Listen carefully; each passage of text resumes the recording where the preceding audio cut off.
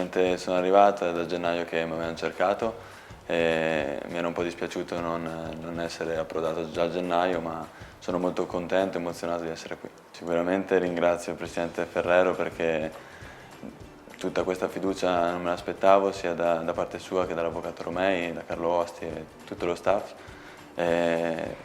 Solo grazie posso dire, perché veramente sono stati da gennaio fino a giugno, ci sentivamo quasi spesso per sentirci e per vedere come andava la situazione. Sono molto contento e vi ringrazio molto. Ho chiesto a Audero perché abbiamo fatto il ritiro dell'Under 21 insieme e mi ha parlato benissimo della società e di tutto lo staff, perciò mi ha convinto ancora di più. Non avevo bisogno di essere convinto, ma già sapere che c'era qualcuno che conoscevo che già è stato qua è stato un aiuto. E io ho iniziato nel paese mio, a Sopramonte, a giocare a calcio. Poi dall'età di 9 anni mi ha preso il Chievo, ho fatto tutta la trafila fino alla Serie A, facevo la mezzala. E poi mister Maran mi ha visto in un nuovo ruolo, mi ha messo terzino destro e da lì mi conoscete tutti per un terzino. Chievo rappresenta tutta la mia vita praticamente, perché sono partito da bambino e mi sono trasformato da ragazzo e sono diventato uomo, perciò devo tutto a Chievo perché mi ha fatto crescere sia come uomo che come calciatore.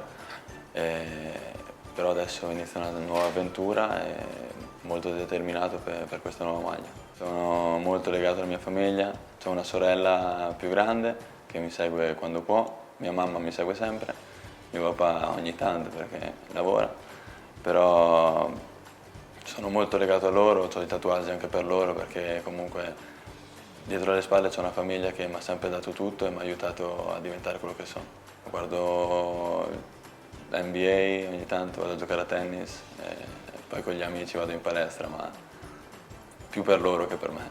Dalla Sampdoria mi aspetto di crescere ancora sotto il punto di vista di gioco del calciatore, ma soprattutto anche come uomo, perché comunque ho 22 anni e è ancora lunga la strada. Sicuramente mi aspetto che con l'arrivo di mister Di Francesco punta tanto sui giovani e riuscirò sicuramente a migliorare magari le cose che ancora non sono al 100%, perciò spero di riuscire a migliorarmi giorno dopo giorno con i consigli del mister e di tutta la società. Io di Marassi ho sempre avuto bellissime sensazioni quando entravo in campo perché vedevo sempre lo stadio pieno, tutta la gente contenta di essere allo stadio, perciò ogni volta che tornavo in pullman dopo le partite pensavo che qui era veramente una piazza importante perché tutti credevano nella Sampdoria, perciò è stato solo delle cose positive ho avuto.